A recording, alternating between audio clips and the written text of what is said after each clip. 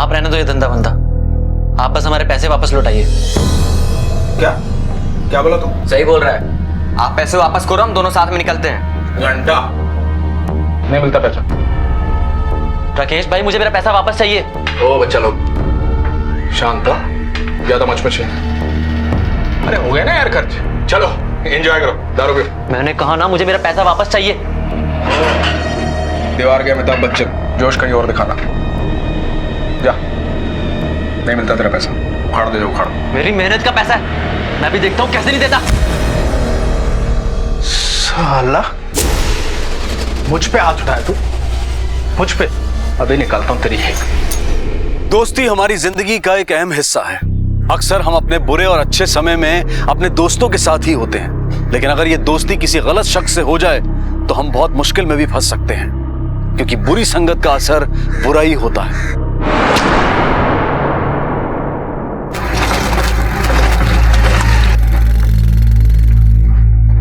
ये लीजिए।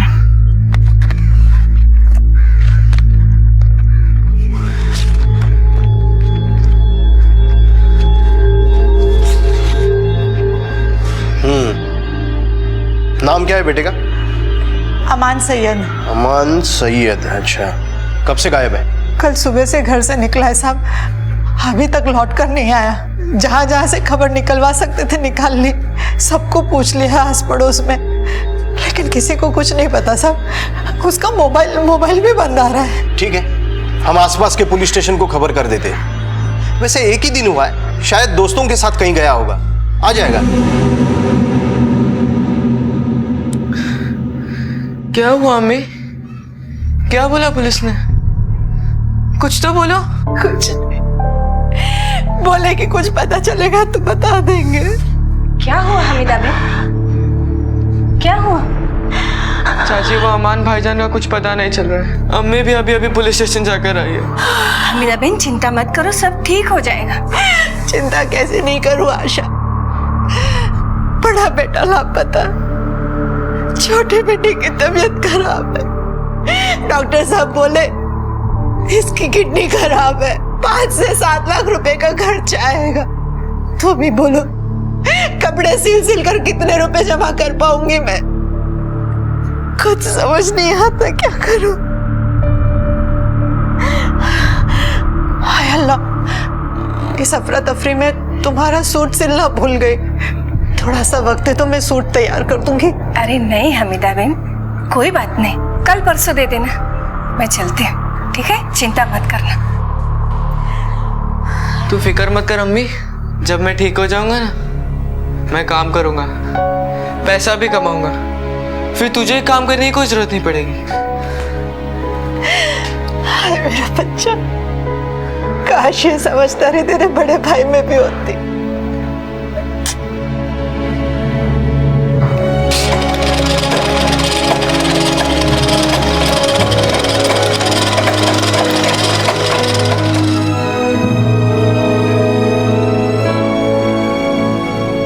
देखिए, हम पूरी कोशिश कर रहे हैं। साहब 3 दिन हो गए मेरा बेटा लापता है, घर नहीं लौटा। अगर आप ऐसे ही बैठेंगे हाथ पे हाथ रखकर तो कैसे पता चलेगा उसका? मैंने कह दिया ना, जैसे कुछ पता चलेगा हम आपको बता देंगे। हाँ साहब, हमारी कोई बड़ी पहचान नहीं ना, इसी के वास्ते। गरीब के जान की तो कोई कीमत ही नहीं है आपके लिए। देखिए ऐसी कोई बात नहीं है, मैं आपका दुख समझता हूँ। हमने आसपास के पुलिस स्टेशन को इन्फॉर्म कर दिया है, जैसे ही कुछ पता चलेगा हम आपको फोन कर देंगे। आप प्लीज जाइए।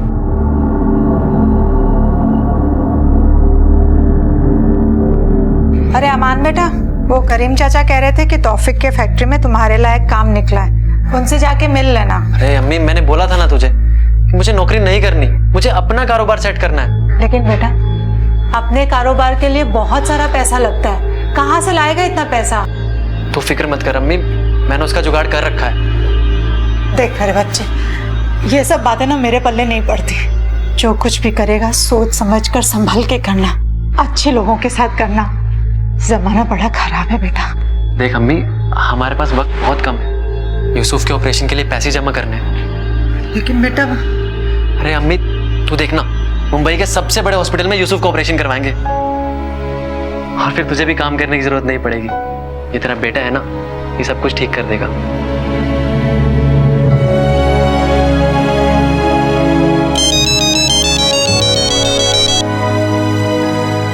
हेलो हमीदा सैयद बात कर रही? जी। आप तुरंत सरकारी अस्पताल आ जाइए, बॉडी की शिनाख्त करनी है।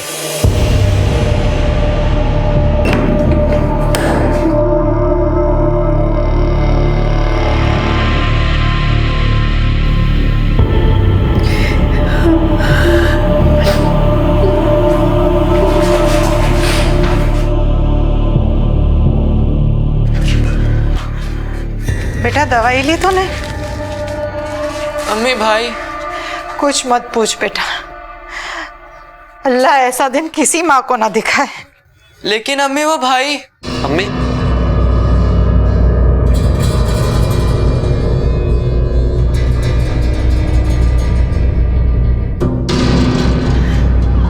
कैसा है मेरा बच्चा? कितने परेशान हो गए थे हम लोग, ना 2 दिन से खाए ना पिए ना सोए।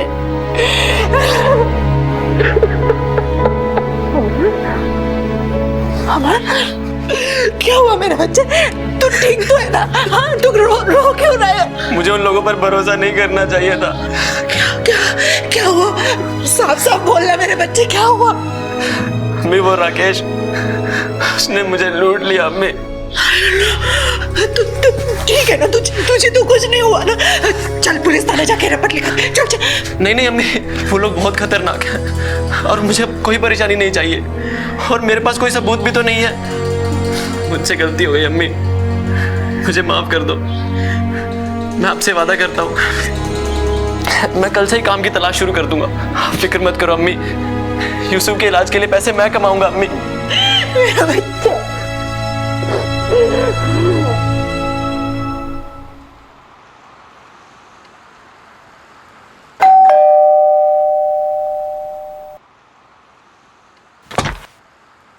अरे अमान, कैसे हो? मैं ठीक हूँ भाभी। वो रफीक है ना घर पे? हाँ है ना, आओ अंदर आओ। रफीक, अमान आया है। बैठे बैठे। बस आंटी वो रफीक से मिला। अरे अमान कैसा है? अरे रफीक, कुछ बात हुई किसी से काम की?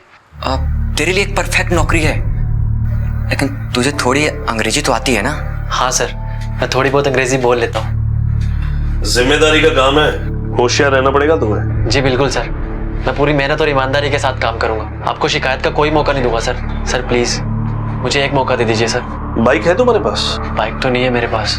भाई ये घूमने फिरने का काम है, कैसे मैनेज करोगे? सर मैं पैदल घूम लूंगा। सर मुझे इस काम की बहुत जरूरत है। आपको तो टारगेट पूरा करना है ना, मैं पूरा करके दूंगा आपको टारगेट। ठीक है, कल से आ जाना। Thank you sir, thank you. अम्मी, अमान, अमान, मुझे नौकरी मिल गई अम्मी, मुझे नौकरी मिल गई। 12,000 की तनख्वाह है। अल्लाह का लाख लाख शुक्र है, मेरे बच्चे की नौकरी लग गई। मुबारक हो भाईजान। शुक्रिया यूसुफ। अच्छा अम्मी, मैं अभी आता हूँ। वो जिस दोस्त ने नौकरी लगवाई है ना, उससे मिलके आता हूँ। लौटने में मीठा लेके आना। पक्का लाता हूँ अम्मी। अब देखना सब कुछ सही हो जाएगा।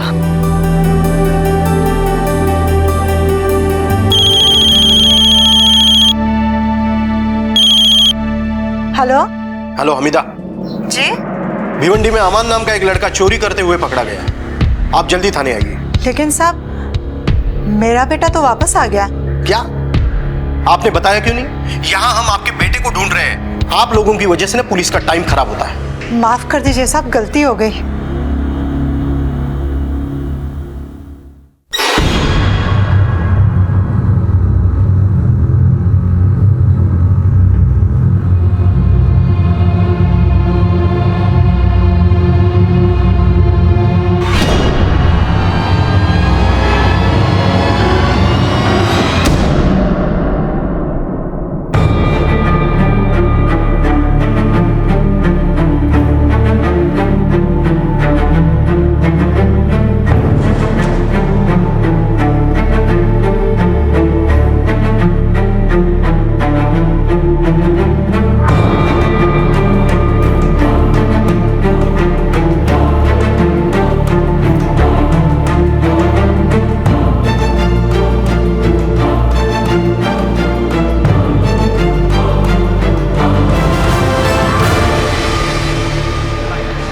हिना, कैसी हो?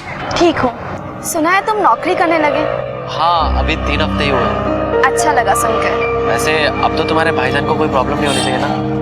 पता नहीं। और तुम्हें? अरे हिना, सुनो तो।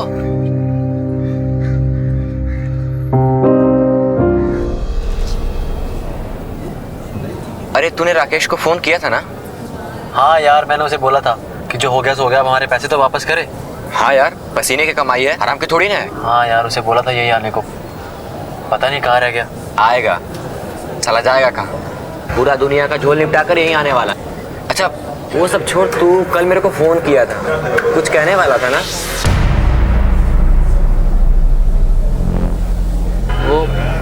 वो कुछ नहीं यार, बस ऐसे ही। अरे ऐसे कैसे नहीं, कुछ तो बात होगा ना। और भाई लोग, जमाल तू? हाँ मैं। अमान, मुझे तुझसे कुछ जरूरी बात करनी है। चला बात। मैं 1 मिनट में आता हूँ।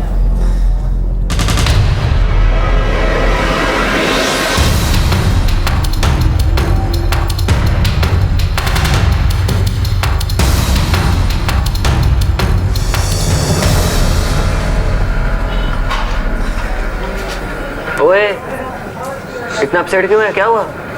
अरे कुछ नहीं, वैसे यार ऐसे ही। अरे कुछ तो बात जरूर है, चल बता क्या हुआ। कुछ नहीं भाई, ऐसे ही कुछ। क्या बात है भाईजान, आज बड़े खुश लग रहे हो। आज पहली तारीख है और पहली तनख्वाह मिलेगी। अरे वाह, मुबारक हो। तब तो दावत बनती है अमान मियाँ। कहाँ दावत दे रहे हैं आज? जैसा आप चाहें अम्मी जान। वो नाके वाले होटल से खाना मंगवाएं शाम को। हाँ, मेरे सुने वहाँ का पाया सूप बढ़िया होता है। पाया सूप और मटन बिरयानी। लेकिन भाई मैं कहाँ खा सकता हूँ, मतलब डॉक्टर ने मना किया है। अरे अमान बेटा, तुझे देर हो रही है ना, तू निकल। अल्लाह हाफिज। अल्लाह हाफिज। एक मिनट।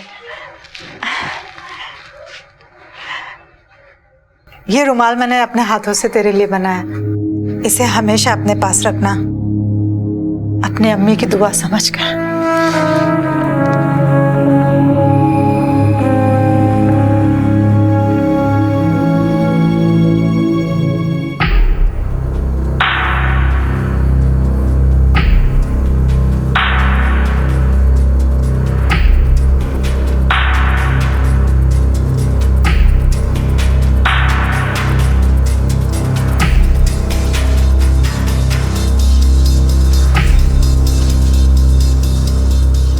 एक बार फिर से ट्राई करके देखिए, हो सकता है लग जाए। हाँ। The number you have called is currently switched off. Please try again later. अभी भी बंद आ रहा है।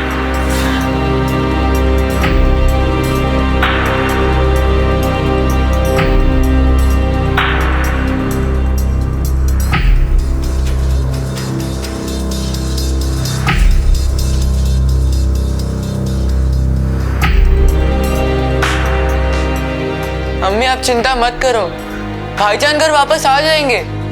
हो सकता है कुछ दोस्त लेके गए हो पार्टी करने के लिए। अरे पार्टी करे चाहे कुछ भी करे, पर कम से कम अपना फोन तो चालू रखे। इंसान खबर ले तो ले कहाँ। मेरा तो जी बड़ा घबरा रहा है। अम्मी प्लीज। अमान बेटा,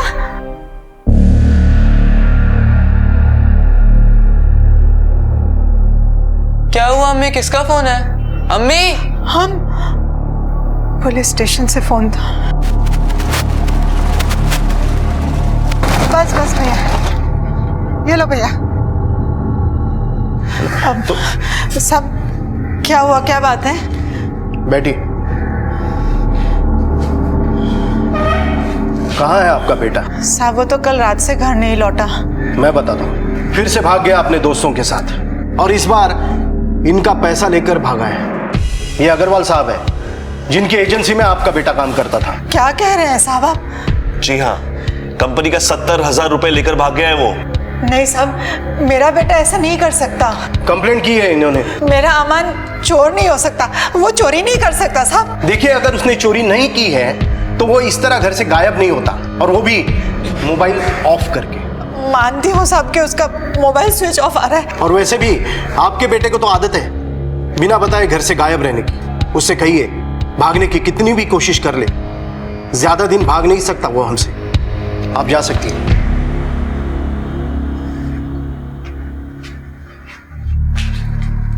क्या हुआ हमीदा? अमान का कुछ पता चला? बोलना, कहाँ गई थी? पुलिस चौकी बुलाया था क्या वहां? ठीक है चल, मैं बाद में आती हूँ। एक बात कहूँ, बुरा मत मानना। हाँ, वैसे एक बार कोई इंसान गलत संगत में आ गया तो उसका सुधरना मुश्किल हो जाता है।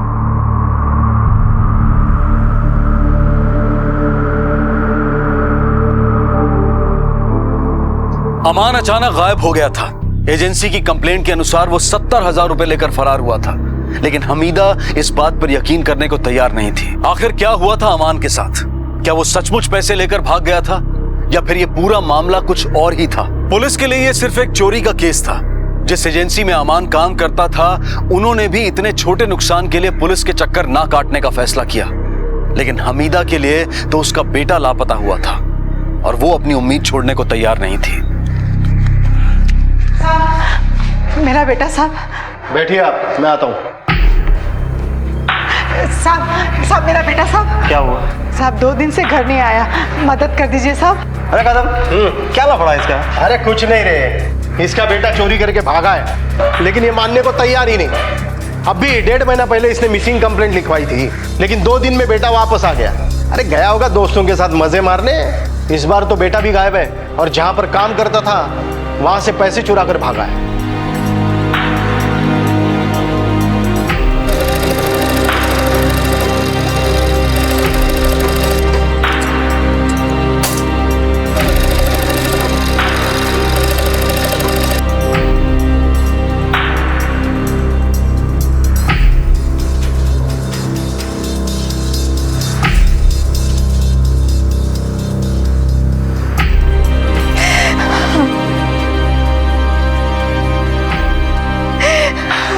अम्मी, यूसुफ हमेशा बीमार रहता है ना, मैंने सोच लिया कि मैं अपनी एक किडनी उसे दे दूंगा।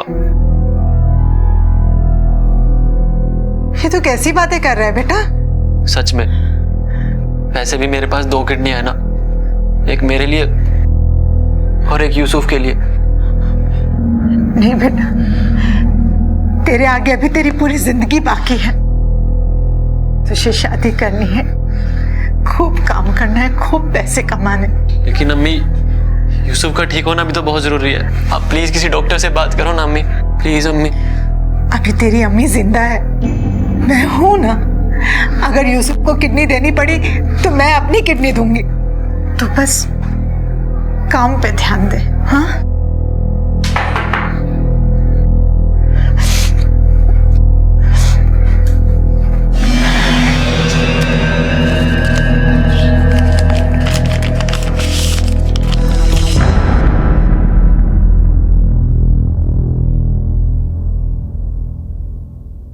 वो बेटा आपके वहाँ वो बिल मिलता है ना नंबर के साथ, वो चाहिए था मुझे। देखिए, होता तो है लेकिन वो हम आपको नहीं दे सकते।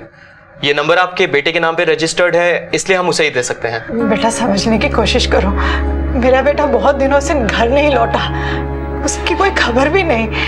बस यही एक जरिया है उसे ढूंढने का।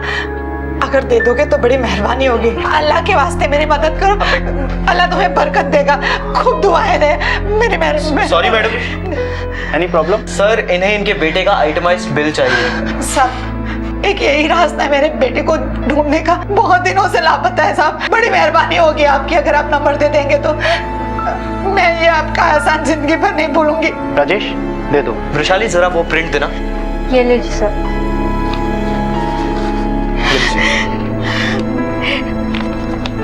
अल्लाह तुम्हें सलामत रखे। हेलो, मैं अमान की अम्मी बोल रही हूँ। तुम अमान के दोस्त हो ना? बेटा उसका कुछ आता पता है तुम्हें? बहुत। हाँ ठीक है। यूसुफ, दूसरा नंबर बोल दो बेटा। अम्मी जान, ये नंबर लीजिए।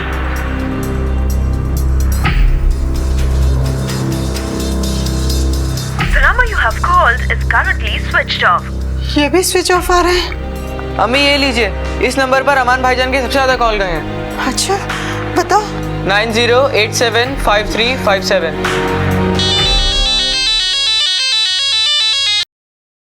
हेलो जावेद बात कर रहा हूँ। आप कौन? जावेद बेटा, मैं अमान की अम्मी बोल रही हूँ। तुम अमान के दोस्त हो ना? जी आंटी, लेकिन अमान कहाँ है? काफी दिनों से दिखा नहीं। बेटा, मैं तुमसे मिलना चाहती हूँ, बहुत जरूरी काम है। रफीक, अमान उसका बहुत अच्छा दोस्त है, दोनों हमेशा साथ में रहते हैं। अच्छा, तुम्हारे पास उसका नंबर है बेटा? जी आंटी, होगा मेरे पास। लिखिए। हाँ 1083 हाँ 63 हाँ 95। ये नंबर तो है मेरे पास। अभी कुछ देर पहले ही कोशिश की थी इस नंबर पे, लेकिन स्विच ऑफ बता रहा था। आंटी, मेरे पास यही नंबर है उसका। तुम्हें रफीक का घर पता है कहाँ है?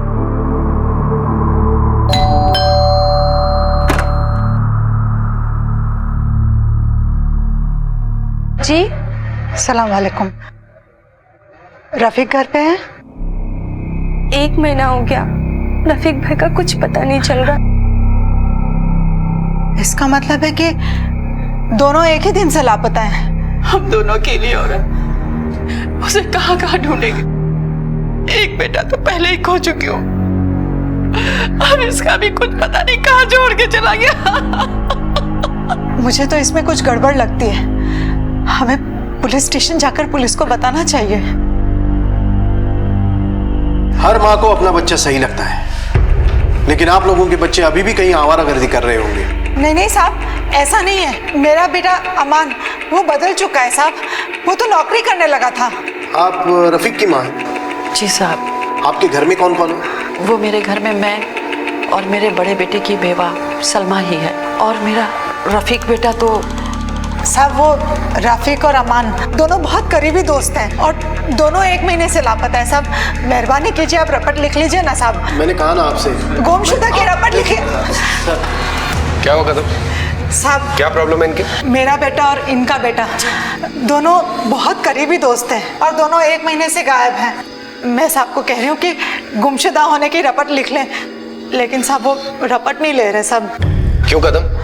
रिपोर्ट क्यों नहीं लिख रहे इनकी? सर, पिछले दिनों इन्होंने मिसिंग कंप्लेंट लिखवाई थी। इनका बेटा आवारा है, 2 दिन बाद घर वापस आ गया और जहाँ पर काम करता है वहाँ से 70,000 की चोरी करके भागा है। साहब, लेकिन अब तो 1 महीना हो गया, मेरा बेटा घर नहीं लौटा साहब। साहब, आप खुद सोचिए ना साहब, एक बेटा अपनी माँ को, अपने बीमार छोटे भाई को छोड़कर 70,000 रुपए लेके क्यों भागेगा साहब? बताइए ना साहब। ठीक है, हम कोशिश करते हैं। राने, देखो क्या केस है। ओके सर, बैठ जाइए।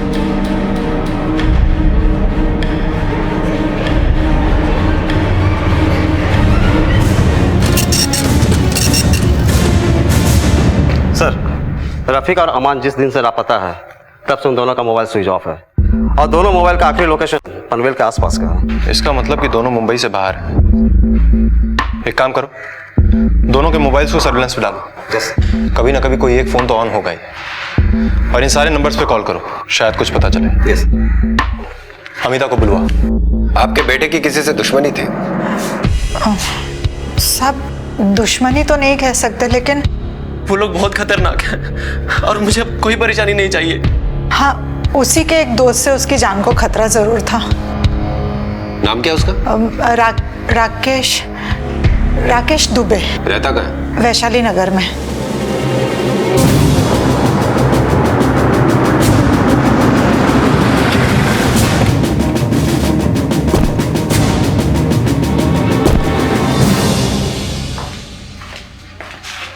अमान और रफीक का? मुझे क्या पता सर। तो सवाल करेगा ना तो हाथ पैर तोड़ के गले में टांग दूंगा। बताओ, अमान और रफीक का? नहीं मालूम साहब, मुझे मालूम नहीं है। चल अच्छा, ये बता कि अमान के साथ क्या लफड़ा था तेरा? कोई लफड़ा नहीं था साहब, दोस्त है मेरे। अच्छा, तो दोस्त को सोडा बॉटल लेकर मारने गया था ना तू? अरे नहीं साहब, वो दारू पी के थोड़ा बोलचाल हो गया था। रफीक तो अच्छा दोस्त है मेरा। मतलब अमान नहीं है? नहीं साहब, वो भी अच्छा दोस्त है। उन दोनों के पैसे खाए ना तूने? साहब, वो धंधे में तो ऊपर नीचे होता रहता है ना साहब। तेरे सारे धंधे तेरे से निकालूंगा मैं। जिस दिन अमान और रफीक गायब हुए उस दिन कहा था तू? किस दिन साहब? 1 तारीख को। 1 तारीख को मैं वो हिल पॉइंट होटल घोड़बंदर में था साहब। मैं चद्दर बदलू लॉज है सर।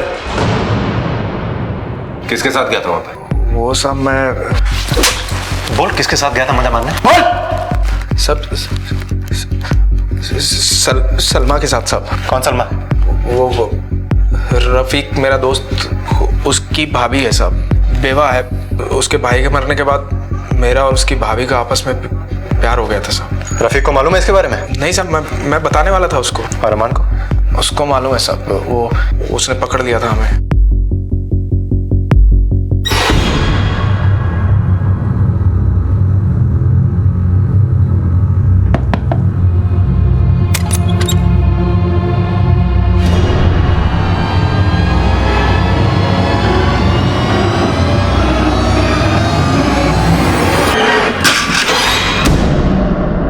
कितनी देर था वो? कहाँ साहब? उस लॉज में? साहब वो सुबह 10 बजे से रात को 8 बजे तक था। सच बोल रहा है ना? साहब झूठ क्यों बोलूंगा साहब? Sir 1 minute sir. सर अमान का मोबाइल में किसी हिना नाम की लड़की के बहुत सारे फोन आए हैं। इस हिना को पुलिस स्टेशन बुलवाओ और उस लॉज के सीसीटीवी फुटेज चेक करो। देखो ये राकेश सच बोल रहा है कि नहीं। Okay sir. कब से जानते हो अमान को? काफ़ी दिनों से सर। मैं और अमान एक दूसरे को पसंद करते थे, लेकिन वो कुछ कामकाज नहीं करता था, इसलिए मेरे घर वालों को ये सब मंजूर नहीं था और मैंने भी उससे लगभग बात करना बिल्कुल छोड़ दिया था। और फिर जब वो काम करने लगा तब? जब वो नौकरी करने लगा तो हमने फिर से अपने रिश्ते के बारे में सोचने लगे थे। वैसे अब तो कोई प्रॉब्लम नहीं होगी ना तुम्हारे घर वालों को मनाने में? बिगड़ी हुई इमेज को सुधारने के लिए वक्त लगता है अमान। तो ले ले वो अपना वक्त, और हमारे पास भी बहुत टाइम है, और तब तक शायद मेरी नौकरी भी पक्की हो जाए। अभी सैलरी 12,000 है, तब तक शायद 20,000 हो जाए। ये ख्याली पुलाव पकाना ना बंद कर दो और अपने काम की तरफ ध्यान दो। सच बताओ है ना, जब से तुमसे मिलने लगा हूं ना, सिर्फ तुम्हारे ही बारे में सोचता रहता हूँ। लेकिन क्या इस बार तुम्हारे घर वालों को तुम्हारे और अमान के रिलेशनशिप के बारे में कोई अंदाजा था? नहीं सर, हमारे रिलेशन के बारे में किसी को कुछ पता नहीं था, और उस दिन उसकी सैलरी आने वाली थी। हम लोगों ने बाहर जाने का प्रोग्राम भी बनाया था, लेकिन वो आया ही नहीं। सर मुझे नहीं लगता कि वो 70,000 रुपये के लिए ये सब कुछ करेगा, क्योंकि वो जितना कमा रहा था उसमें बहुत खुश था। ठीक है, तुम जाओ, कुछ और पूछना होगा तो हम तुम्हें फिर बुलाएंगे। राणे साहब, ये राकेश मुझे कुछ ठीक नहीं लग रहा है। लेकिन सर शक की कोई गुंजाइश भी नहीं है, वो सच कह रहा है। तुमने उस लॉज की सीसीटीवी फुटेज ठीक से चेक की थी? यस सर, लॉज के सीसीटीवी फुटेज के मुताबिक वो पूरे दिन सलमा के साथ ही था।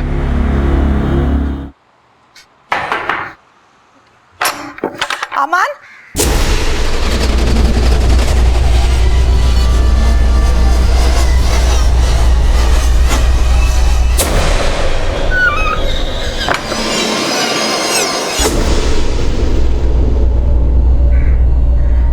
चिट्ठी आई है। दिखा। पढ़ तो। आपके नाम की है। मुझे कौन लिखेगा खत? देख तो किसकी है। क्या लिखा है बेटा? अमान भाईजान की चिट्ठी है। अमान की? क्या लिखा है मेरे बेटे ने? कैसा है मेरा बच्चा? कहाँ है वो? पढ़ना क्या लिखा है, जल्दी पढ़। अम्मी जान मुझे ढूंढना मत, मैं जहाँ भी हूँ बहुत खुश हूँ। आपका अमान।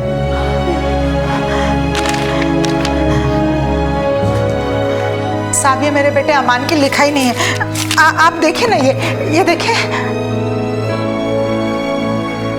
मैच तो नहीं कर रही है साहब, ये खत जरूर किसी और ने लिखा है। हाँ सर, इस एनवलप पे भी पोस्ट के स्टाम्प नहीं है। इसका मतलब कि कोई हमें जानबूझ के गुमराह करने की कोशिश कर रहा है। लेकिन कौन और क्यों? सर अमान का मोबाइल आज कौन था भिवंडी में? भिवंडी पुलिस को अमान की फोटो भेजो। Yes sir.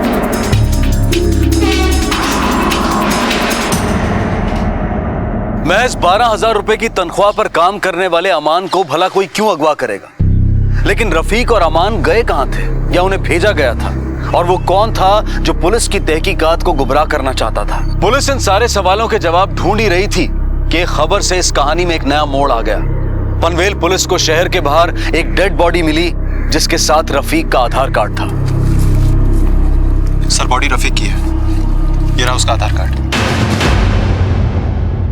राणे सर, हो सकता है कि अमान और रफीक के बीच किसी बात पे झगड़ा हो गया और इसलिए अमान ने रफीक को मार दिया।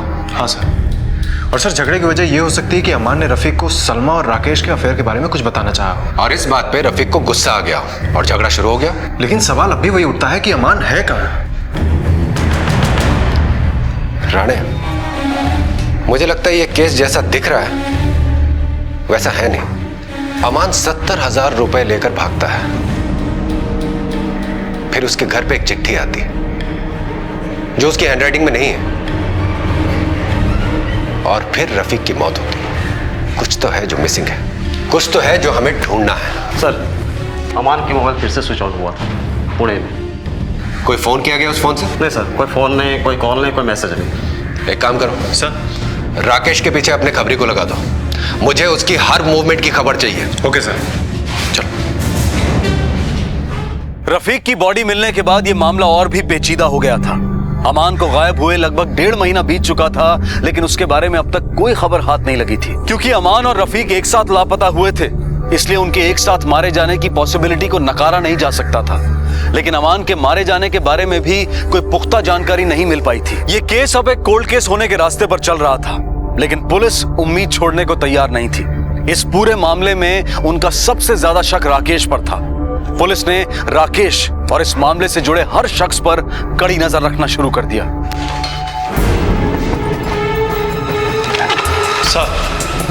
सर, राकेश के बारे में बाकी सब तो ठीक है, लेकिन एक बात थोड़ी अजीब है। क्या? उसके पास एक नहीं बल्कि 2 मोबाइल फोन है, और एक मोबाइल फोन वो कभी कभी और छुप के इस्तेमाल करता है। राणे सर, पता नहीं क्यों पर शुरू से मुझे ऐसा लग रहा है कि राकेश हमसे कुछ छिपा रहा है। Yes sir. तुमने उस लॉज की सीसीटीवी फुटेज ठीक से चेक की थी ना?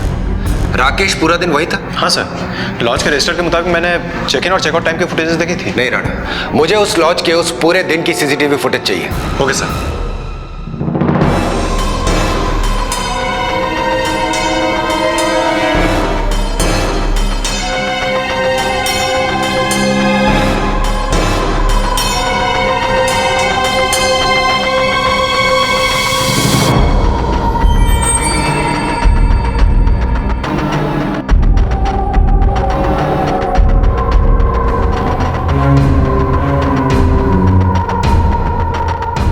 देखा, ये लगभग 4 घंटे बाद वापस आई है।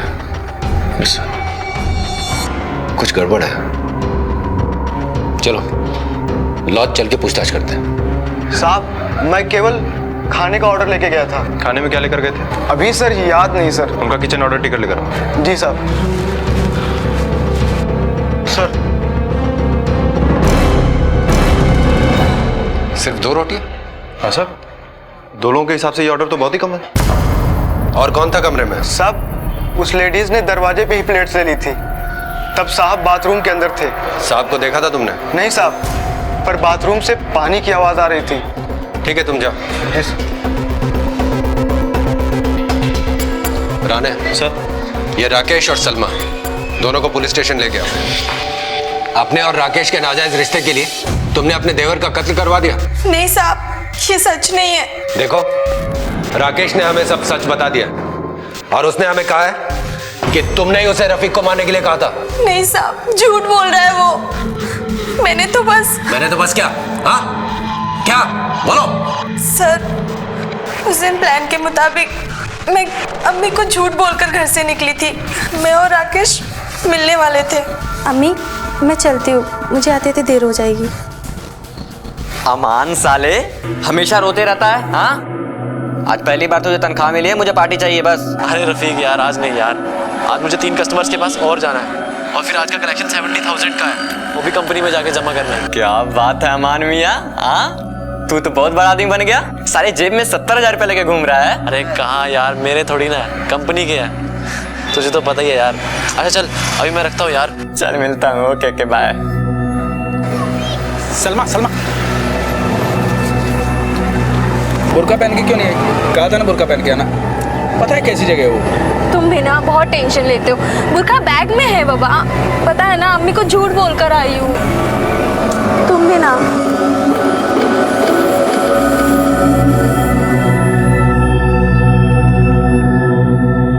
सलमा, मैं सोच रहा हूँ कोई धंधा कर लूँ, क्या ना, फिर आराम से रहेंगे हम। राकेश, अमान को तो जानते हो ना तुम? हाँ, क्यों, क्या हुआ? मैं सोच रही थी तुम ना उसके जैसे कोई नौकरी कर लो। दिमाग खराब है क्या तेरा? लॉटरी लग गई है उसकी। जेब में 60-70 लेकर घूमता है, और आज भी उसकी जेब में 70,000 रुपया था, इसलिए तो रफीक उससे पार्टी मांग रहा था। तुम भी कर लो ना। मैं एक फोन करके आता हूँ।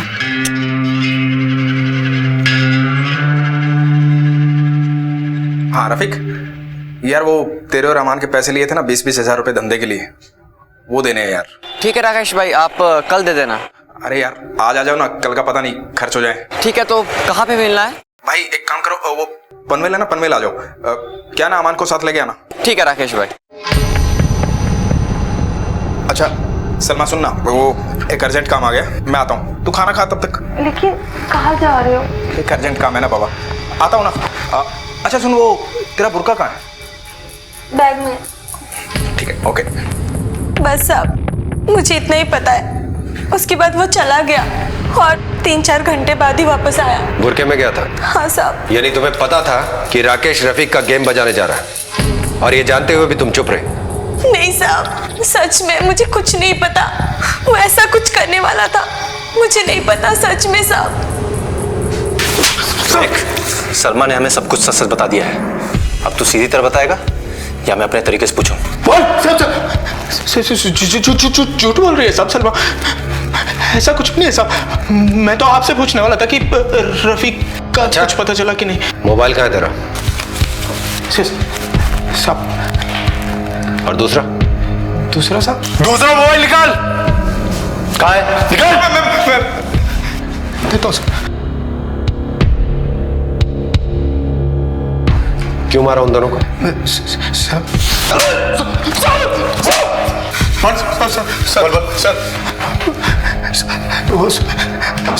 वो रफीक का काटा निकालना था साहब।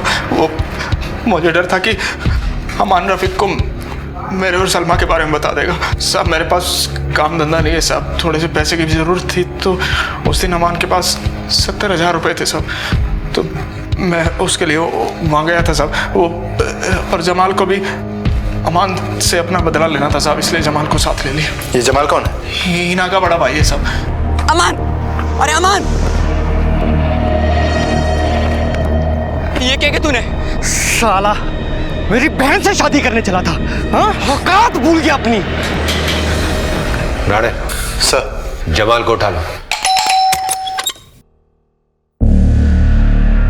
जमाल कहाँ है? भाईजान।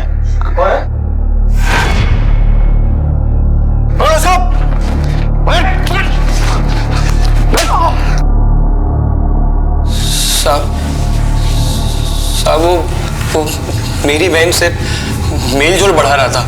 राकेश ने मुझसे अमान और रफीक को खत्म करने के प्लान में शामिल होने की बात की, तो मैं मान गया। अमान की लाश कहाँ है? वहीं जंगल में दफन कर दिया हमने उसे।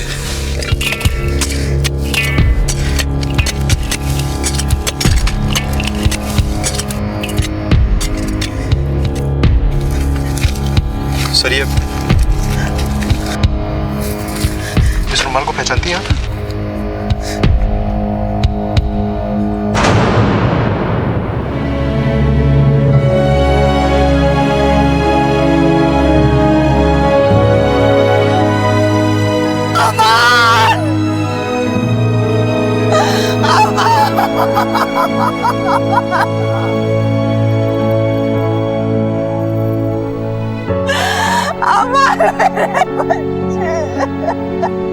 राकेश और सलमा के नाजायज रिश्ते ने राकेश को गुनाह के दलदल में धकेल दिया। दूसरी तरफ अमान और हिना की जिंदगी जमाल के गुस्से की वजह से तबाह हो गई। अगर जमाल को ये रिश्ता मंजूर नहीं था तो बातचीत से इस मामले का हल निकाला जा सकता था। राकेश और जमाल ने लगभग परफेक्ट प्लान बनाया था, लेकिन जुर्म कभी नहीं छुपता। राकेश के लालच और जमाल की नफरत ने अमान और रफीक की जान ले ली, और अब वो दोनों उनके कत्ल के जुर्म में सजा काट रहे हैं। सलमा भी इस जुर्म में भागीदार होने की वजह से आज सलाखों के पीछे है। इन तीनों ने मिलकर दो माओं को जिंदगी भर की सजा दे दी। बेचारी हमीदा आज भी लोगों के कपड़े सिलकर अपने बीमार बेटे की दवाई के लिए पैसा इकट्ठा करने की कोशिश कर रही है। लालच बुरी बला है, ये सिर्फ एक कहावत ही नहीं बल्कि एक बहुत बड़ा सच है और हम सब के लिए सीख है। अब मैं अनूप सोनी आपसे विदा लेता हूं, फिर मुलाकात होगी अगले एपिसोड में और खुलासा करेंगे एक और जुर्म का। तब तक अपना और अपने परिवार का ख्याल रखें और देखते रहें क्राइम पेट्रोल डायल 100। सबक एक को सीख हम सबको। जय हिंद।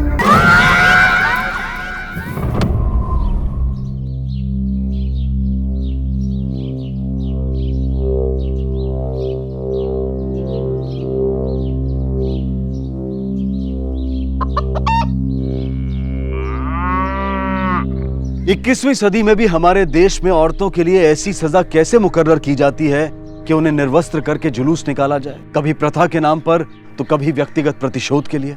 यत्र नारयस्तु पूजयन्ते रमन्ते तत्र देवता, यानी कि जहां नारी की पूजा होती है वहां देवता बसते हैं। क्या यह सिर्फ कहने के लिए है और सच्चाई कुछ और है?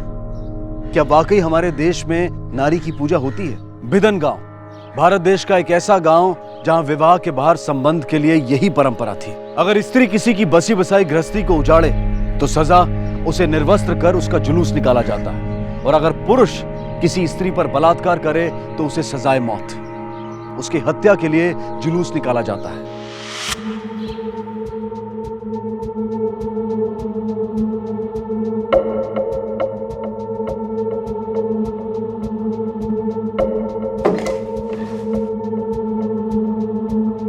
भागवत, क्या देख रहे हो? कुछ नहीं मैडम, वो पास वाले गांव में एक औरत का जुलूस निकला, उसी का वीडियो। औरत का जुलूस दिखाओ। अरे दिखाओ। एक मिनट।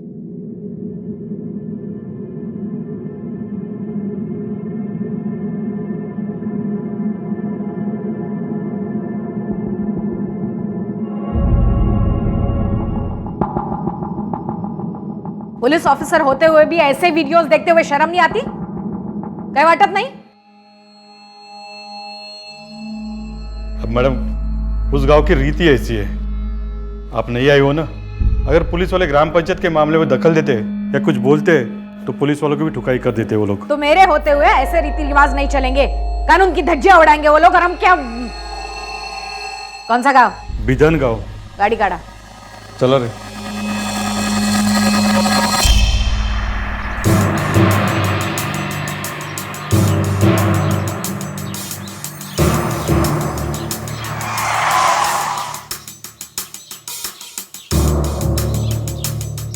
काय चाललं होतं इथे? मला माहिती नाही। हाँ? किस लड़की का जुलूस निकला था? दिखाओ वीडियो। नहीं देखा है? अरे ये कौन है लड़की? क्या मालूम मैडम, इधर का तो नहीं है। एरिया तो इधर का ही है। जुलूस निकला है इस लड़की का, कौन है ये लड़की? इधर तो कुछ हुआ ही नहीं मैडम। मैडम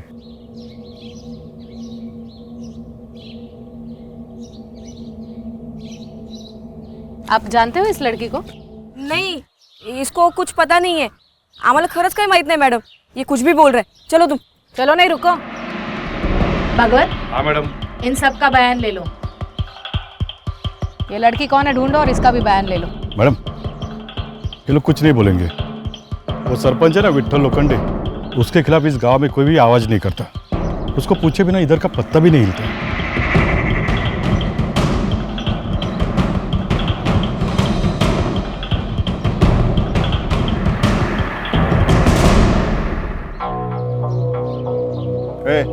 वाटी खाली दिसत नाही का? जा धाल लेके आ। क्या देख रही है?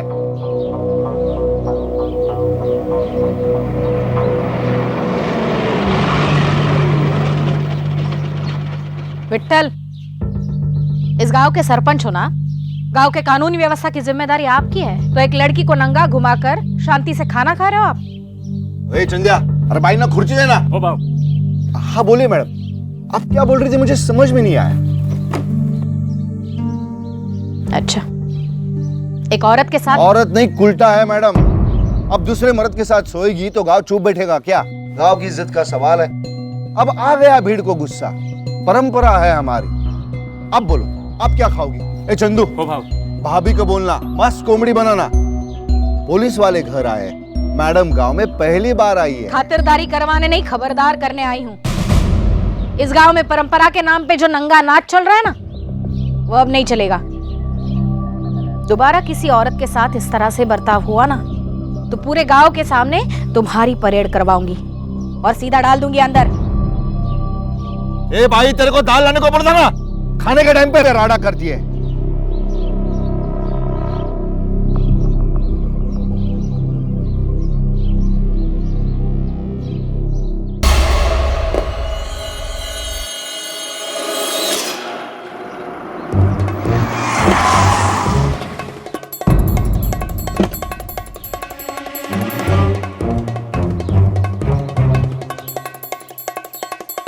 अरे अरे हाँ अरे बस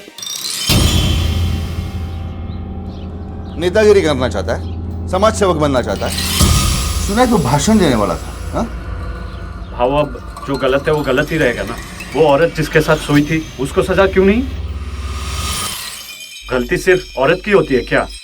और इस तरह से एक औरत को नंगा करके जुलूस निकालना, ये कहाँ का न्याय है भाव? विट्ठल लोखंडे को तू न्याय सिखाएगा? कौन है तू? वकील है उसका? देख श्याम, अपनी औकात में रहना, बाल काटना, चंपी करना और घर जाना, नहीं तो तेरे को भी ऐसा नंगा करके घुमाऊंगा एक दिन, गांव से लेके तालुका तक। पुलिस भी कुछ नहीं कर पाएगी मेरी, समझा? चल रहा है।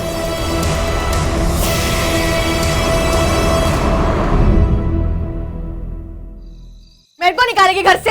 हाँ, मेरे को निकालेगी? देख मैं क्या करती है तेरे साथ, सबको बता देगी मैं। रुक जा। काय झाला? पूछ तेरे बाइको से, ज्यादा शानी बन रही है मेरे सामने। क्या हुआ, बोल तो। ए दादा,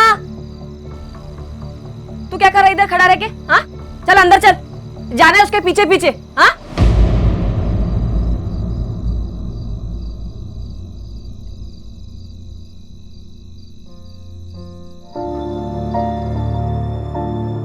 एकदम गरम खोपड़ी है तेरी, काय को इतना गुस्सा कर रही थी? तुम दोनों में तो एकदम गट्टी है, हमेशा साथ में रहते हो। खैर छोड़, मेरे को क्या। ये देख मैं तेरे लिए क्या लाया हूं, गर्मा गर्म जलेबी ले। तेरे को बहुत पड़ी है रे मीनू की। हाँ, क्या है? जा उसको खिला, जलेबी लेके आया है।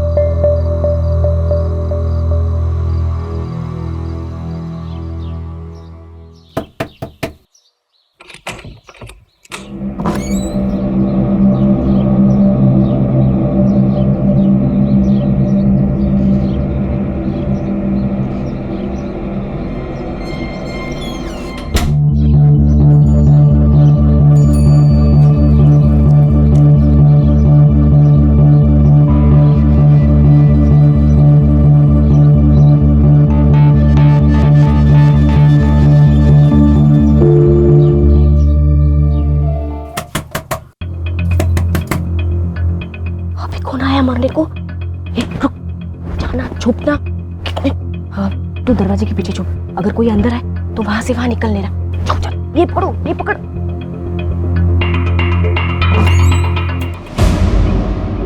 तू क्या है? अरे मैं वो आधार कार्ड भूल गया, आज पंचायत में दिखाने का है। रुक रुक, इधर ही रुक, मैं लाके देती है। अभी घर साफ किया है, तू गंदा कर देगा। इधर ही रुका। ठीक है।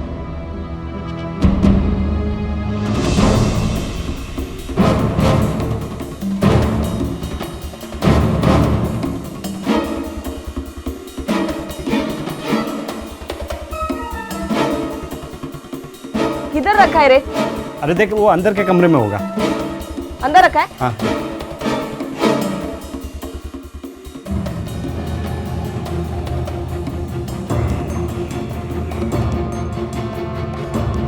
अरे नहीं मिल रहा है, किधर रखा रे?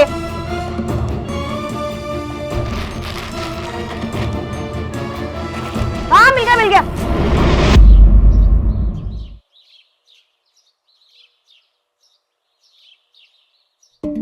ये ले जा, कुछ भूला तो नहीं ना? वापस मत आना, वो मेरे को नींद आ रही है, मेरे को सोने का है। ठीक है? ठीक है, तू सो जा। सुन ना, शाम को मटन लाऊं क्या? मेरे को काट और खा। जा।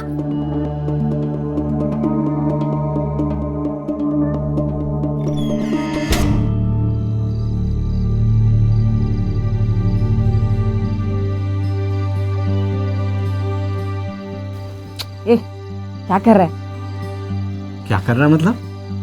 अपनी औरत के साथ मर्द क्या करता है? तू जा रहे, मेरे को सोने दे, मैं थक गई है। ये क्या हो गया है तेरे को? आजकल तुम मेरे को पास में नहीं आने देती। क्या है रे? तुम आदमी लोगों को ना सिर्फ एक चीज चाहिए औरत से, बस। ये तेरे को मैं क्या ला के दूं कि तू खुश हो जाए? मैं इतना मेहनत करके कमा के लाता हूँ, तेरे लिए हर हफ्ते कुछ ना कुछ लाता हूँ, और तू है कि मेरे को पास में ही नहीं आने देती। मेरे जगह कोई और मर्द होता ना तो तेरा टांग तोड़ देता। टांग तोड़ देता? मेरी टांगे तोड़ेगा तू? मेरे को हाथ लगा के तो देख, तेरी टांगे तोड़ के तेरे हाथ में दूंगी, समझा ना? निकल यहाँ से, तो मेरे को सोने नहीं देगा तू। अपने मर्द को तू घर से बाहर निकाल रही है। मर्द? काय का मर्द? हाँ, देखो तू मर्द है, काय का मर्द? हाँ, मैं झेल रही है, समझा ना? तेरे को झेल रही है मैं, समझा ना? निकल निकल यहाँ से, निकल। सुबह से पहले आने का नहीं है घर में। जा दुकान में जाके सो जा, जा। नींद खराब करके रखी मेरी।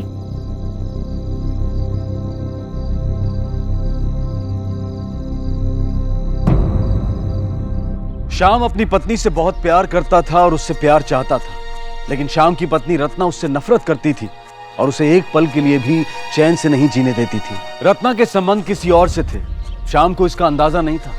तो क्या ऐसे में श्याम को भी किसी और से रिश्ता जोड़ लेना चाहिए था? हालांकि उसके बारे में ऐसा कोई सोच भी नहीं सकता था।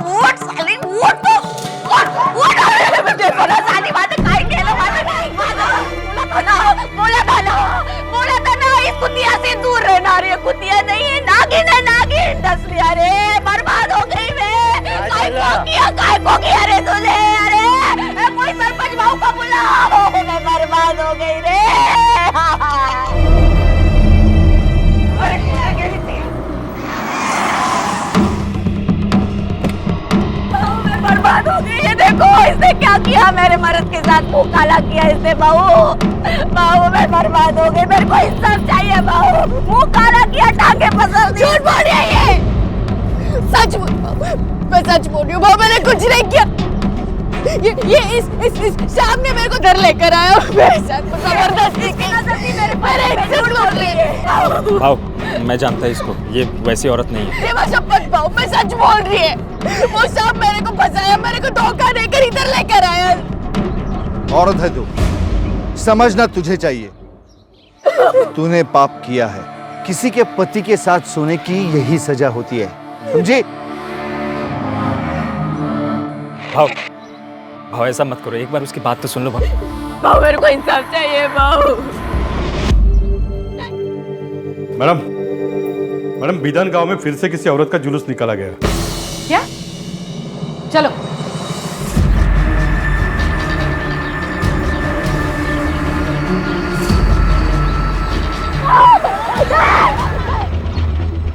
ये क्या कर रहे हैं सब लोग? देखा मैडम, कितने पागल लोग हैं। मैंने रोक लिया, उसकी इज्जत मैंने बचा ली है। हाँ देखो मैडम, श्याम ने क्या किया इस औरत के साथ? मैंने कुछ नहीं किया मैडम। पूरे गांव ने देखा है तूने क्या किया इस औरत के साथ। कमीने, तेरे को तो फटके देने चाहिए इधर। बस दिवेकर, एक काम करो, ये शाम को और लड़की को गाड़ी में बैठा।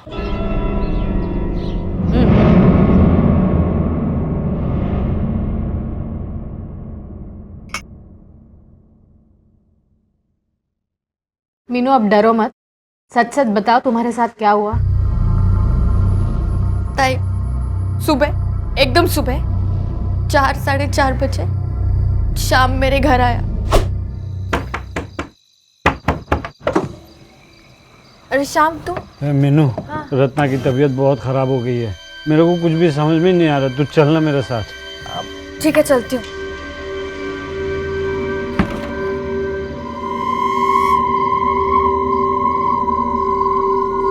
अरे रत्ना की दवाई मैं दुकान में भूल गया हूँ, रुक जा, आता हूँ।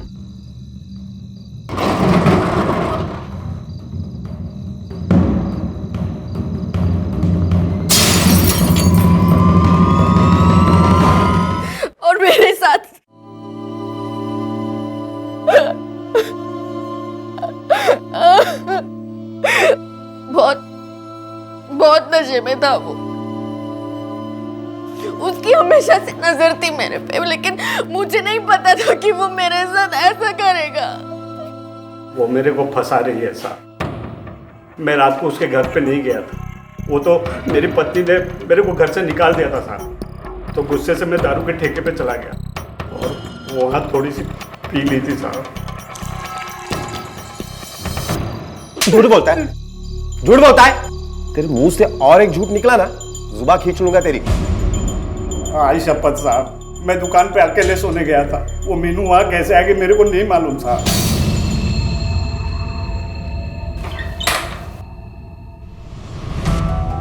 झूठ बोल रहा है वो।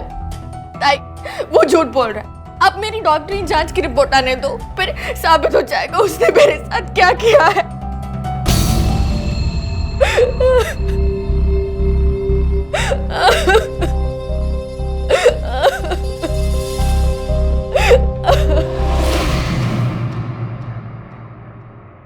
मैडम, मैडम ये रही मीनू की मेडिकल रिपोर्ट।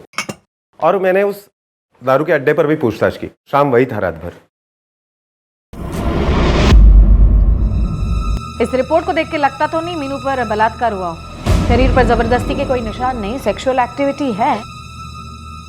हो सकता है दोनों की मर्जी से एक दूसरे के साथ संबंध किया। और मैडम ये शाम की रिपोर्ट से पता चलता है कि उसके खून में शराब के साथ साथ ड्रग्स की मात्रा भी पाई गई है। दिव्याकर एक काम करा, ती मुलगी, क्या नाम उसका? मीनू। मीनू ने जो कहानी हमें सुनाई उसके बारे में शाम की दुकान के आसपास पूछताछ करो। हो सकता है किसी ने कुछ तो देखा होगा। Okay ma'am.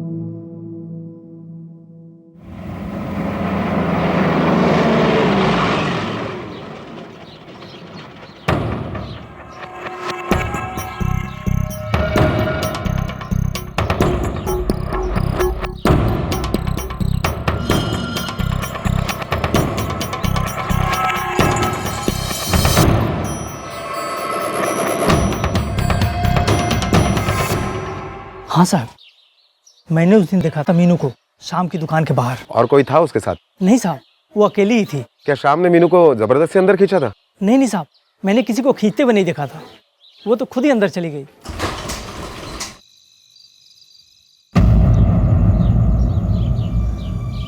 भाव, अंदर की खबर है क्या? पुलिस शाम को कोर्ट लेके गई है। मरने दे साले को, तू अच्छी तरह से पीट दबा। भाव एक बात बोलूं? बोल। मीनू के साथ ऐसा नहीं करना चाहिए था। क्यों? तेरी क्या लगती है वो? अबे बोलना। मीनू मेरे को अच्छी लगती थी, पर उस शाम ने सब खराब कर दिया। भाव, सजा तो उसको मिलनी ही चाहिए। अपने गांव की लड़की के साथ बलात्कार किया है। और भाव पता है अंदर की खबर है, पुलिस केस दबा देगी। बोलती है श्याम के खिलाफ कोई सबूत ही नहीं है। नाक कट गई भाव आपकी। और वो श्याम ऐसे छाती चौड़ी करके घूमेगा। सारी गलती उस श्याम की है भाव। उसने जबरदस्ती की मीनू पे। भाव आपको याद है, वो आपके खिलाफ हमेशा आवाज उठाने की कोशिश करता है।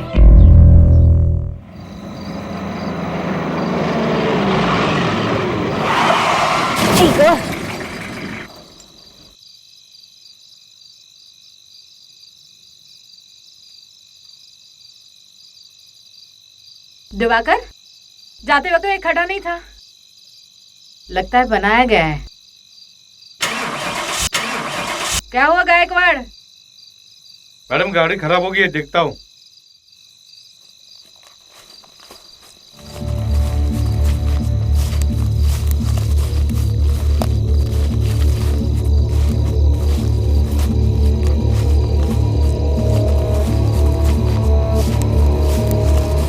दिवेकर, ये लोग हाथ में मशाले वगैरह लेकर।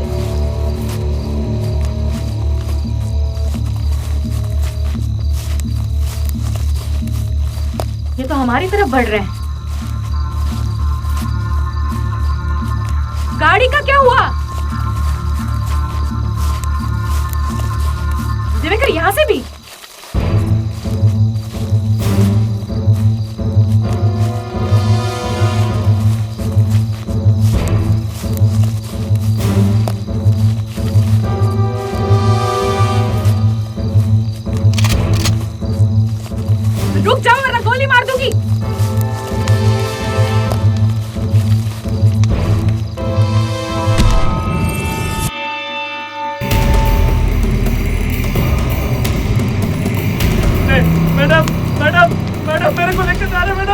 चाहिए मेरे को मैडम, मैडम मैडम मैडम मेरे को लेके जाओ मैडम। शाम की लाश का पेड़ पर टंगे मिलना जैसे पुलिस को, व्यवस्था को एक चुनौती थी। गांव वालों की नजर में उन्होंने एक मुजरिम को सजा दी थी। किसी ने भीड़ को उकसाया और भीड़ जज बन बैठी। फैसला हो गया, सजाए मौत। क्यों होता है ऐसा?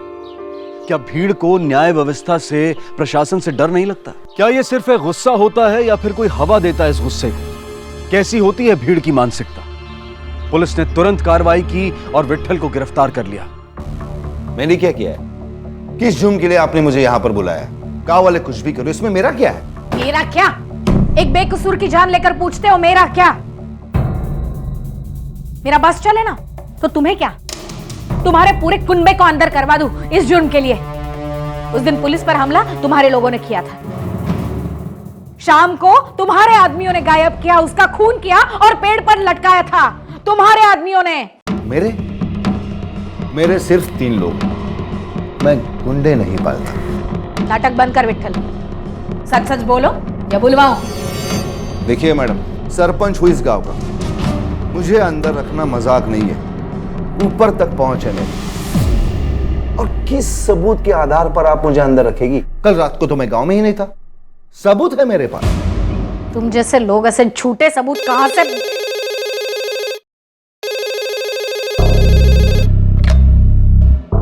Hello hello sir. Yes sir. लेकिन सर मैं तो सिर्फ पूछताछ करने की नहीं। Okay sir.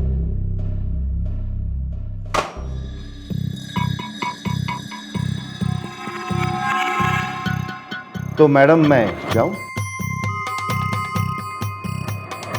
मैं जाऊं?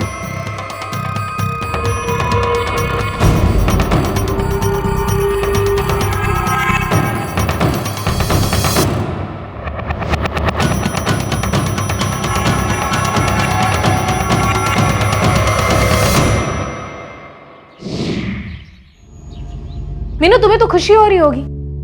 तुम पर बलात्कार करने वाले को गांव ने मौत की सजा दे दी। हाँ अच्छा ही हुआ मर गया।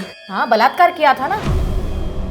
छीना झपटी हुई होगी, दर्द हुआ होगा, चोट आई होगी। हाँ, बहुत जोर से पटका था।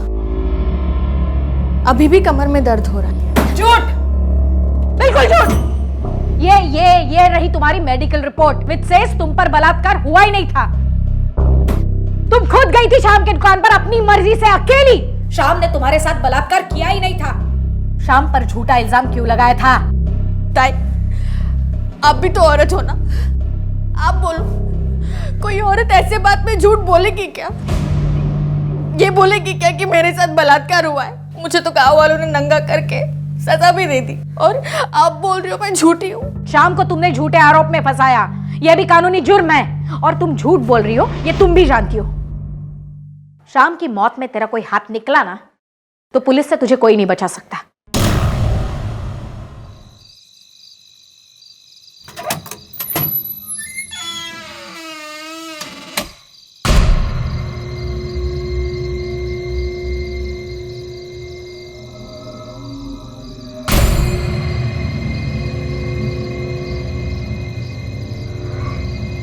Hello madam. ठीक है सर। तो मैडम क्या है मैडम, तो सुबह सुबह बुला लिया मेरे को। हाँ रे, मीनू के साथ क्या चक्कर है तेरा? रात को छुप छुप के मिलता है उससे? अरे नहीं मैडम, वो किसी ने गलत खबर दिया रहेगा आपको। क्या बात कर रहा है? हाँ। कल रात को तो गया था विट्ठल की गाड़ी लेके मीनू से मिलने। नहीं मैडम। नहीं गया? नहीं मैडम मारो मत, मैं बोलता हूँ ना मैडम। क्या? मैं बोलता हूँ, वो मैं और मीनू एक दूसरे से प्यार करते हैं। प्यार करना तो कोई जुर्म नहीं है ना मैडम। प्यार करता है? हो मैडम। तो जब लोग उसे नंगा कर रहे थे तब कहाँ गया था तेरा प्यार? मैडम भीड़ के सामने मैं क्या करता? मैंने पूरी कोशिश की उसको बचाने की, पर मेरी किसी ने नहीं सुनी। मीनू बहुत अच्छी औरत है मैडम। हाँ? वो शाम ने उसके साथ गलत किया है मैडम। ऐसा करेगा कभी सोचा नहीं था मैं। अच्छा मुझे बता, ये सब कांड विट्ठल ने करवाया था ना? मीनू को सजा, फिर शाम का खून, है ना? देख चद्दू, कहीं ऐसा ना हो कि विट्ठल को बचाने के चक्कर में तू ही अंदर चला जाए। मैडम ये खरा बोलते है, सच्ची बोल रहा हूँ मैं, ना मैंने कुछ किया है ना भाव ने। जा। हाँ मैडम। मैडम उसे जाने क्यों दिया? क्योंकि वो विट्ठल के खिलाफ कुछ नहीं बोलेगा और असली खूनी तक पहुंचने के लिए इसका बाहर रहना बहुत जरूरी है। ये क्या करता है, किसके साथ घूमता है, जरा लक्ष्य ठेवा। Okay madam. मैडम मैडम मैंने रत्ना के घर से पड़ोसियों से पूछताछ की। रत्ना के पड़ोसियों ने बताया कि रत्ना में और मीनू में पहले काफी अच्छी दोस्ती थी, लेकिन बलात्कार के 3 दिन पहले दोनों में काफी झगड़ा भी हुआ था। अब ये झगड़ा किस बात से हुआ वो तो पता नहीं चला। और शाम की मौत के बाद एक भी बार रत्ना यहाँ पर नहीं आई पूछताछ करने के लिए, कंप्लेंट करने के लिए। कोई पत्नी अपने पति के खून के बाद इतनी चुप बैठ सकती है?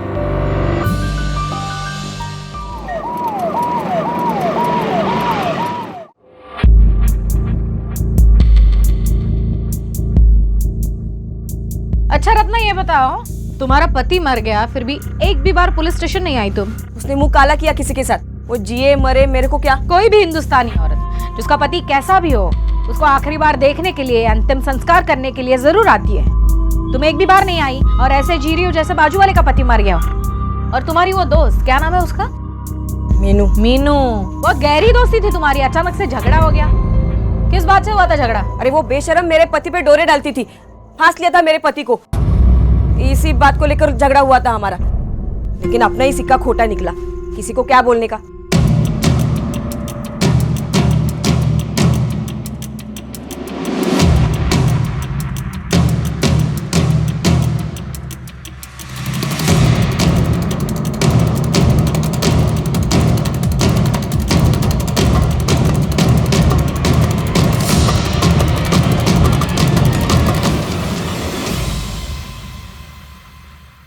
मीनू किधर है? माहित नाही कुठे गेली, बताकर नहीं जाते। सर्च करो। कितने बजे गई है? 2.5-3 घंटे पहले। और आएगी कब? मालूम नहीं।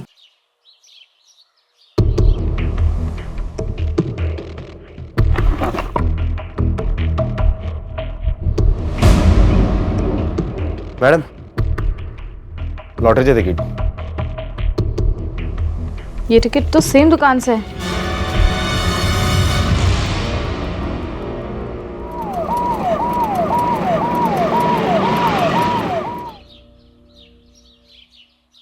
ये आदमी को देखा है? नहीं मैडम, ये आदमी इधर कभी भी नहीं आया। अच्छा, तो ये औरत? हाँ मैडम, ये औरत भी थी और साथ में और एक औरत आई थी, और अभी तो उसका 15 लाख रुपए का लॉटरी लगे ले, और कमीशन और टैक्स काट के ना इसको 10 लाख रुपए मिला है। हाँ मैडम। इसके साथ ये औरत आती है? हाँ यही थे मैडम। गांव में एक प्रथा थी जिसके खिलाफ पुलिस में किसी ने कोई शिकायत नहीं दर्ज की थी, लेकिन शिकायत आई तो एक बलात्कार की, और वो भी एक ऐसी औरत ने की जिसे उसके ही गांव वालों ने बेइज्जत करके उसका जुलूस निकाला था। पुलिस जान चुकी थी कि शिकायत एक साजिश थी, प्रथा की आड़ में कोई खेल चल रहा था, और पुलिस की नजर अब इस खेल के 4 खिलाड़ियों पर थी, विट्ठल, चंदू, मीनू और रत्ना। वो कोर्ट मैटर था ना? मैडम वो रत्ना आई आपसे मिलने। मैं लुट गई मैडम। 15 लाख की लॉटरी लगी थी, 10 लाख हाथ में आए थे, लेकिन वो मीरू सारे पैसे लेके भाग गई। यही बात हम तुम्हारे घर पे पूछताछ करने के लिए आए थे। लॉटरी का टिकट देखा, तब क्यों नहीं बताया? मैं डर गई थी। लॉटरी तो तुम्हारी लगी थी, फिर मीनू को उससे क्या लेना देना? मैडम, मैंने और मीनू ने मिलकर लॉटरी का टिकट खरीदा था, किस्मत से लॉटरी लग गई। मैं उसको उसका हिस्सा देने वाली थी, लेकिन उसके पहले मीनू, मैं उसके घर गई थी, लेकिन तब तक वो भाग चुकी थी। लेकिन मीनू तो तुम्हारी दोस्त थी, तुम्हें पता होना चाहिए वो कहाँ गई होगी। मुझे नहीं पता मैडम, मैं खुद उसको ढूंढ रही हूँ। एक औरत जिसके पति की इतनी बेरहमी से हत्या की गई हो, उसको अपने पति के मरने का दुख नहीं, लेकिन 10 लाख की लॉटरी का पैसा जाने का दुख है। कमाल है। तुम जा सकती हो, मीनू को हम ढूंढ लेंगे।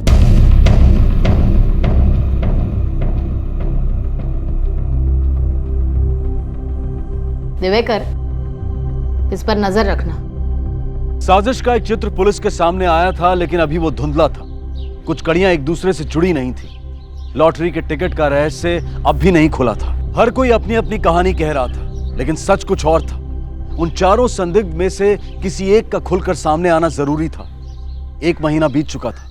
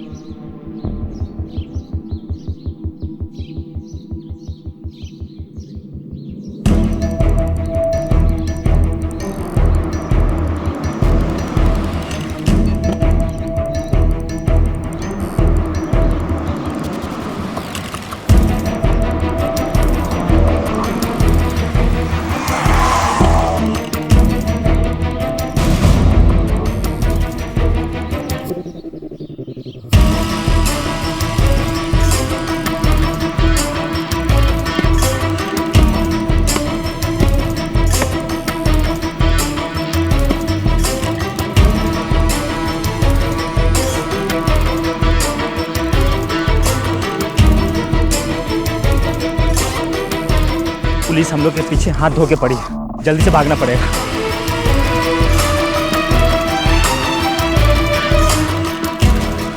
इस बैग का क्या करेंगे? ले लेकर बाहर कहीं फेंकेंगे।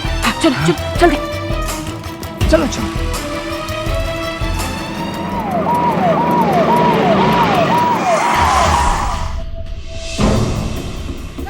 कांस्टेबल चेक करो बैग में क्या है। नहीं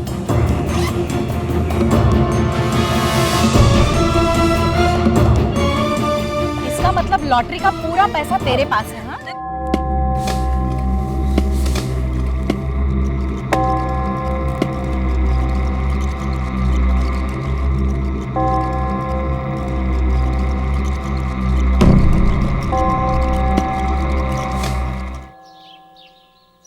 क्यों मारा था? हाँ? प्यार करता था ना उससे? कि सिर्फ पैसों से प्यार करता था? बोल। मैडम वो मैं रत्ना से प्यार करता था, मीनू से नहीं। रत्ना को लॉटरी लगी और मीनू पैसे के लिए पीछे पड़ गई। फिर हम लोगों ने मिलके सोचा मीनू का कांटा निकालना। श्याम, उसे क्यों मारा? वो बोला मीनू का हिस्सा दे दे, इसलिए उसको मरवा दिया और सोचा कि ये पैसे लेके हम दोनों बांट। फिर हम लोगों को एक मौका मिला। क्या पागल हो गई है क्या? मैं क्यों तेरे पति के साथ सोऊं? अरे मीनू तू समझ नहीं रही है, शाम को अपने रास्ते से हटाने का यही एक रास्ता है, वरना पैसे हमको मिलेगा ही नहीं। देख हम शाम को बलात्कार में फंसा देंगे, हाँ? उसके बाद पैसे हम तीनों में बांट लेंगे ना। अरे पर मेरे को तेरे पति के साथ मुंह काला करते देखेंगे तो मेरे को घुमाएंगे नंगा। अरे मीनू में तेरा साथ देगी ना, मैं सबको बोलेगी कि खोट मेरे पति में, इसमें मीनू को कोई गलती नहीं है।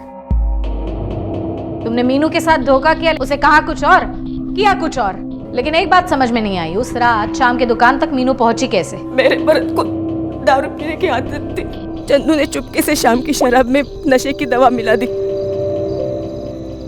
मैं, चंदू और मीनू उधर ही थे और हमने दोनों को अंदर बंद कर दिया, बाकी का काम मीनू ने किया। और फिर सुबह होते ही तुम दोनों ने हंगामा करके पूरे गांव को जमा कर दिया। ओ मैडम, जब पुलिस को रेप वाली बात झूठ लगने लगी, मीनू पे शक होने लगा, उसने हम दोनों को परेशान करना शुरू कर दिया।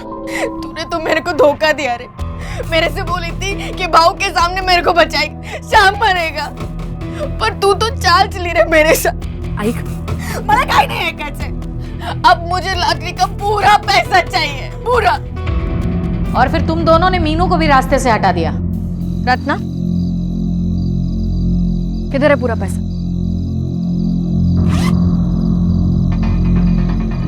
आपको लगा मीनू पे चोरी का इल्जाम लगा देंगे, मामला ठंडा हुआ कि हम दोनों भाग जाएंगे। और विट्ठल? भाव को चने की झाड़ पे चढ़ाया मैंने, मालूम था मेरे को भाव की यही कमजोरी है, मेरे को पता था अकेले मारूंगा पकड़ा जाऊंगा, पर 10-20 लोगों की गर्दी होगी तो मैं बच जाऊंगा। 15 लाख की लॉटरी के लिए 2 खून किए तुमने, अब तुम्हारे इससे क्या आएगा? सिर्फ सजा।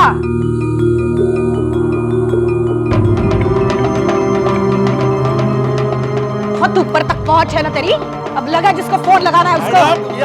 चुप! तेरे खिलाफ ऐसे चार्जशीट बनाऊंगी ना, पंचायत जाने के लायक नहीं रहेगा। भीड़ सोचती नहीं, भेड़ बकरियों की तरह हाँकी जाती है। भीड़ को बस उकसाना होता है, प्रथा, धर्म या जाति की इज्जत के नाम पर, और फिर भीड़ राक्षस हो जाती है। भीड़ जुट जाती है इंसाफ करने में, और कोशिशों के बावजूद भी व्यवस्था उनके खिलाफ कोई कदम नहीं उठा पाती। अच्छे काम के लिए भीड़ जमा करना मुश्किल होता है, लेकिन गलत काम के लिए भीड़ जल्दी ही जमा हो जाती है। और विट्ठल इसी मानसिकता का फायदा उठाता था। विट्ठल गांव की पुलिस भी था और जज भी, और उसकी इसी बात का फायदा उठाकर उसके ही एक साथी ने अपने निजी स्वार्थ के लिए उसे भी इस्तेमाल किया और प्रथा को भी। अब मैं अनूप सोनी आपसे विदा लेता हूं। फिर मुलाकात होगी अगले एपिसोड में एक और चौंका देने वाले केस के साथ। तब तक अपना और अपने परिवार का ख्याल रखें और देखते रहें क्राइम पेट्रोल डायल 100। सबक एक को सीख हम सबको। जय। इस तरह के और भी एपिसोड देखने के लिए हमारे चैनल को सब्सक्राइब करें और बेल आइकन दबाना ना भूलें।